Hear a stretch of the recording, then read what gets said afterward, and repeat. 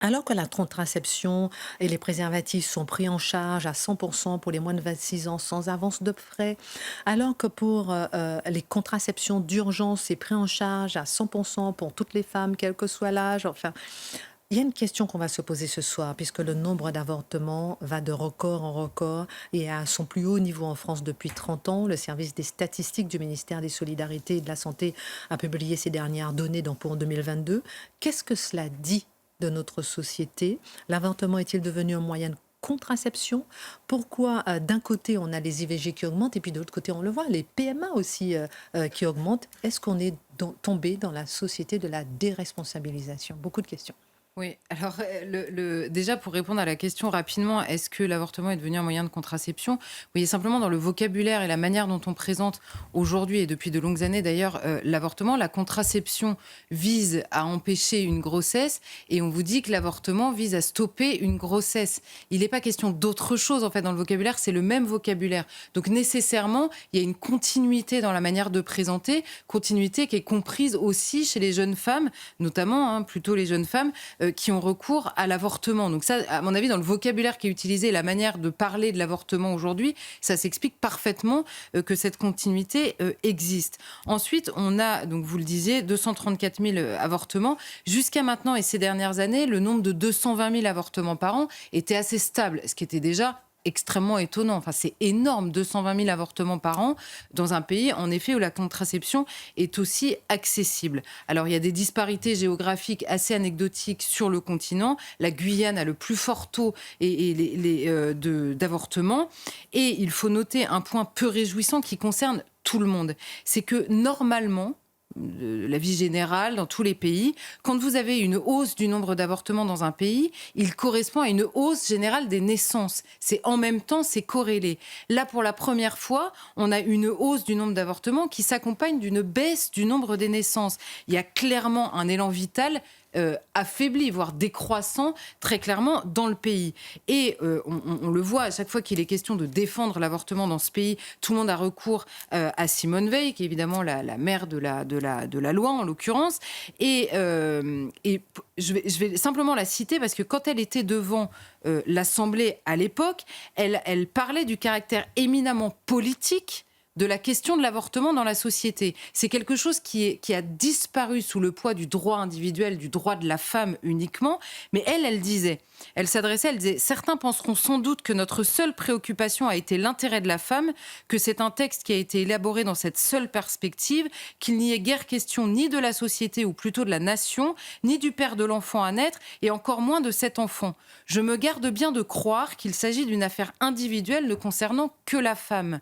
Donc évidemment, elle prend en compte cette question de la natalité qui se pose au pays tout entier. Quand vous avez une hausse d'avortements qui correspond à une baisse des naissances, évidemment la question de la natalité, qui est une question politique pour l'avenir du pays tout simplement, se pose. Alors, on peut tenter plusieurs explications. On va y aller dans l'ordre. On va dire, il y a d'abord des explications un peu techniques, si je puis dire. C'est que ces dernières années, il y a eu beaucoup de libéralisation encore, parce qu'il y en a au fil des années tout le temps. Mais ces dernières années, on a eu l'allongement du délai légal d'avortement qui est passé de 12 à 14 semaines en mars 2022. Alors là, dans l'étude, ils expliquent que ces avortements tardifs, qu'ils nomment tardifs, représentent moins d'un cinquième du surplus. Donc ça a l'air assez anecdotique, on va dire, dans l'augmentation. Ensuite, il y a la généralisation des avortements en cabinet. Autrefois, il y a quelques années, les avortements étaient réservés aux établissements de santé. Vous ne pouviez pas avoir recours à un avortement ailleurs. Alors, on peut le pratiquer en ville, comme on dit dans les cabinets médicaux, depuis 2005 et en centre de santé depuis 2021. Et jusqu'à cette semaine, et c'est désormais 38% des IVG. Donc, on voit bien que c'est une forte part pour quelque chose qui est possible depuis peu. Ça explique. Et l'accès à la méthode médicamenteuse, qui est la plus utilisée dans l'avortement, c'est 78% des avortements sont faits par voie médicamenteuse. C'était 72% par exemple en 2020, donc ça augmente encore, déjà c'est considérable. Ça augmente aussi, et depuis février 2022, les femmes n'ont plus besoin d'aller chez le médecin pour se faire prescrire le médicament avortif. Pourquoi ? Parce qu'au moment du Covid, ils ont mis en place la téléconsultation et par décret gouvernemental, ils ont pérennisé cette mesure-là Par ailleurs, l'allongement du délai a concerné l'IVG, normale, quoi, enfin avec des instruments, pardon, et également la voie médicamenteuse, puisqu'on est passé de 5 à 7 semaines. Vous voyez que toutes ces dispositions récentes comment dire, de faciliter l'accès à l'avortement a forcément, évidemment, des conséquences. Et en même temps, on a depuis des années, donc en même temps que ces décisions-là, un discours qui est très, comment dire, qui est un encouragement permanent à l'avortement, qui est présenté comme quelque... Je veux dire, quand on vous présente l'avortement uniquement sous l'angle du droit qui correspond à votre liberté de femme, il y a absolument aucune résistance, on va dire, au recours à l'avortement qui est liée à ce discours-là. Donc, quand vous facilitez à la fois l'accès et dans le discours que vous le rendez extrêmement, quasiment désirable, eh bien, vous avez évidemment une hausse qui s'explique, en tout cas. Alors en effet, c'est un droit de la femme, mais est-ce que ça n'a pas toujours été le cas? Dès le début, il s'agit de protéger la femme d'avortements clandestins aux conséquences parfois dramatiques. C'était ça. Alors, comment dire, l'argument initialement était de protéger les femmes, en effet, qui avaient recours déjà aux avortements clandestins et qui, pour certaines d'entre elles, en mouraient. Il y avait des conséquences. Donc, c'était une question de santé publique. Mhm. Mais à l'époque, quand vous regardez, il s'agissait de dépénaliser un acte. Dépénaliser un acte, ça n'est pas en faire un droit fondamental. Il y a quand même un petit fossé entre les deux, évidemment. Donc, c'était pas le même état d'esprit, même si, évidemment, le cap était franchi. Le cap de, De la légalisation. dépénaliser et ensuite légaliser l'avortement, c'est évidemment le cap du blocage, on va dire, par rapport au serment d'Hippocrate. Il est franchi en 75. Simplement, depuis, c'est en permanence une libéralisation. Je vais vous citer, j'ai pris 3 citations de Simone Veil, encore elle, donc, qui est la femme du basculement sur ce terrain-là, mais qui, par son seul discours à l'époque, elle est sans cesse citée par les militantes féministes aujourd'hui sur le terrain de l'avortement, mais les mêmes militantes féministes la condamneraient et la voueraient aux gémonies si elle relisait attentivement son texte. Je vous dis, 1. La décision de l'interruption de grossesse ne devrait pas, chacun le ressent, être prise par la femme seule, mais aussi par son mari ou son compagnon. Je souhaite pour ma part que dans les faits, il en soit toujours ainsi. Donc elle, Simone Veil, elle voit l'avortement comme la grossesse et donc le recours à l'avortement. La grossesse est le fruit de l'union d'un homme et d'une femme. Et donc l'homme a aussi son mot à dire parce qu'il s'est uni avec la femme. Bon, aujourd'hui, vous dites ça, vous êtes cloué en place publique. Bon. CF, première chronique.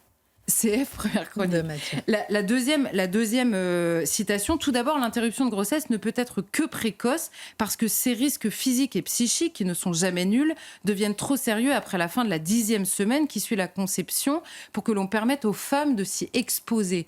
Donc elle a en tête, bon, d'abord, il y a la question du délai tout court et la question de l'exposition des femmes à une pratique qui est douloureuse au minimum et parfois même dangereuse.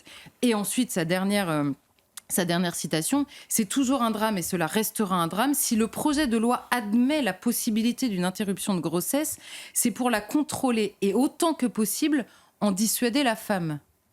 Alors, depuis ce discours-là de Simone Veil, le drame, je vous le disais, est devenu un droit fondamental et dissuader une femme d'avoir recours à l'avortement, ce qui était exactement la volonté affichée, en tout cas de Simone Veil en 75, est désormais puni par le délit d'entrave. Le délit d'entrave à la fois physique et désormais numérique ces derniers jours. Donc vous voyez, le comportement n'est forcément pas le même entre un discours qui explique qu'on va dépénaliser pour sauver certaines femmes qui ont recours à l'avortement clandestin et on va en faire un droit et on va punir plus exactement ceux qui contestent, on va dire, le recours à l'avortement. Et alors, il y a eu l'impossibilité du débat qui s'est peu à peu installé en France, mais surtout des changements de pratique. Je vous en citais quelques-uns ces dernières années. La loi, depuis 75, elle a été modifiée 9 fois. 9 fois, vous voyez, vous avez toutes les dates ici avec une petite accélération depuis 2013, vous pouvez le voir, une petite accélération. Et depuis la dépénalisation, je vous fais une liste qui est non exhaustive, le remboursement qui n'a cessé d'augmenter, le délai de réflexion qui a été supprimé, qui était imposé pour avoir recours à l'avortement, qui a été supprimé, la suppression des aides possibles. Il y avait un petit livret guide qui était distribué aux femmes au moment précisément du délai de réflexion où on leur listait tout ce que l'État faisait pour aider une femme, si elle voulait, financièrement notamment, si elle voulait garder son enfant. Ce livret a été supprimé, l'entretien préalable à l'avortement supprimé, le tarif de l'acte dans un hôpital a été revalorisé pour que les hôpitaux y trouvent leur compte. On a eu un droit, puis un droit fondamental, on a eu des attaques sur la clause de conscience des médecins, le délit d'entrave numérique, puis le délit d'entrave numérique, numérique, la volonté de constitutionnalisation, l'allongement des délais, la facilitation du recours à l'avortement. Alors forcément, on ne peut pas s'étonner au bout d'un moment, finalement, que le recours à l'avortement soit très libéralisé. C'est exactement ce que nous avons voulu. C'est exactement ce que nous avons voulu par la simple évolution de la loi et par une libéralisation permanente de cet accès à l'avortement. La loi a évolué 9 fois. Alors, Charlotte Dornelas, à l'inverse, on peine à comprendre un tel chiffre, des 234 000 avortements, un nombre record en 2022, malgré l'accès facilité à la contraception, je disais tout à l'heure, son encouragement et sa gratuité. Alors, ça a l'air extrêmement contradictoire. On en a parlé ce matin et je me suis dit, ça a l'air contradictoire parce qu'en effet, on a un accès tellement simple à la contraception que comment se fait-il qu'il y a un recours à l'avortement? Et je vous disais, en fait, l'utilisation d'abord du vocabulaire est le même. Ensuite, il y a la question aussi de générations là, qui sont extrêmement biberonnées, on disait, à la pornographie. Or, les psychologues, quand ils nous parlent des effets de la pornographie sur le cerveau des jeunes, les effets de la pornographie, ils nous disent, un des gros problèmes, on va dire, de la consommation, c'est la dissociation totale entre la question de l'amour et celui de l'acte sexuel, la question même du sentiment, de l'attachement, etc. Donc vous avez des enfants qui vous parlent de leurs sex friends, des plans cul, je suis désolée pour le vocabulaire, mais non, simplement il y a une dissociation totale, même parfois de leur corps, par rapport au plaisir qu'elles peuvent ressentir. Et évidemment, vous avez cette question-là. La question, on parlait pendant la pause, mais de la pilule du lendemain, ce qu'ils appellent la contraception d'urgence, le recours à la pilule du lendemain qui est extrêmement facilité même pour les plus jeunes, la disparition des parents dans la décision, puisqu'ils ne sont plus tenus au courant. Donc vous avez un recours total et confus entre la contraception, la pilule du lendemain qui intervient le lendemain, comme son nom l'indique, et l'avortement lui-même. Donc, la grossesse dans ce monde-là, ça semble totalement incongru. Quand vous ne pensez pas que ça peut être une conséquence possible, et je reprends votre mot, il y a une déresponsabilisation de l'acte sexuel lui-même. C'est-à-dire que c'est une conséquence qui est quand même assez prévisible d'un acte sexuel et qui n'est plus prévu. Et toutes les personnes qui interviennent, notamment dans les écoles, vous disent c'est stupéfiant. Les jeunes sont incapables de vous donner la grossesse comme conséquence possible d'un acte sexuel. Donc forcément, que ce soit un accident, entre guillemets, de contraception ou tout simplement, soit un oubli ou tout simplement que des jeunes qui n'en prennent pas, eh bien cette dissociation a un effet aussi, c'est que finalement on a recours à l'avortement comme, en effet, on aurait recours à la contraception, puisque la différence n'est plus perceptible entre les deux.